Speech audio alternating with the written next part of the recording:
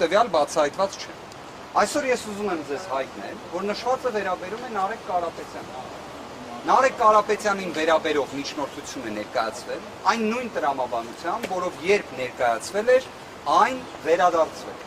Կհիշեք Հովակիմյան Վահագի կողմից մի հրատապ նիստ տեղի ունեցավ, որևէ մեկին չէին իրազեկել, դուք տեղեկացված չէիք, մենք տեղեկացված չէինք, որտեղ վերադարձրել էին այն տրամաբանությամբ, որ այլևս նշված հարցը ԿԸՀ-ի տիրույթում չէ։ Հիմա պատկերացրեք 15:00-ին Նարեկ Կարապետյանը ձեռք է բերելու падգամավորի կարգավիճակ, այսինքն ունենալու է այլևս անձեռնմխելիության ամենաբարձր աստիճանը, բայց կենտրոնական ընտրական հանձնաժողովը իր վերաբերյալ միջնորդություն պետք է քննության առարկա դարձնի։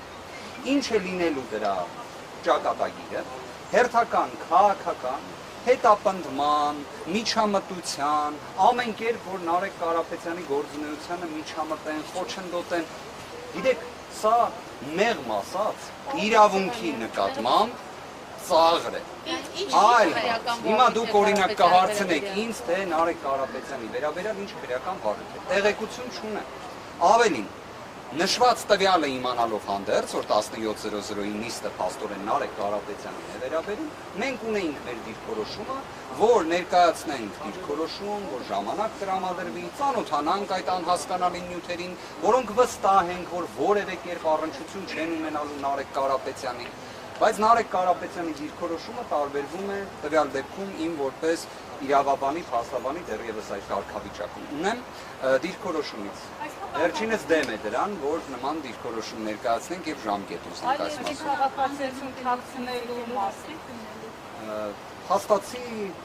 միջնորդությունը դրան է վերաբերում։ Կենտրոնական ընտրական հանձնաժողովը, ճիշտ եք ասում, ոչ թե օրենքի խախտում է, այլ նաև սահմանադրական դատարանի որոշման խախտում է, այլ ընդհանրապես որևէ միջազգային փորձում նման երևույթ չենք տեսնի։ Իդեպ ես հիմա արդեն ինքս իմ նկատմամբ որոշակի քննադատություն ունեմ, շատ հարցեր ունեմ, բայց այս հարցում էլ եւս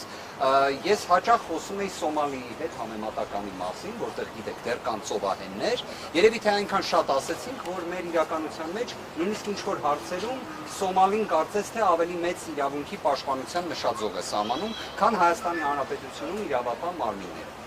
Պարոն Վարդանյան, Նարեկ Կարապետյանի վարույթների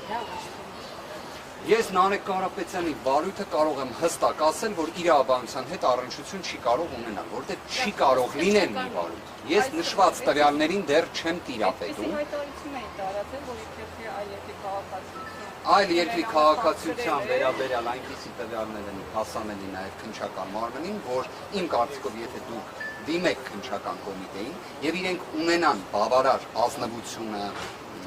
իրենց նաև հենց պարտականությունների տեսանկյունից պետք է հայտնեն, որ նշված վարույթը կարճվել է։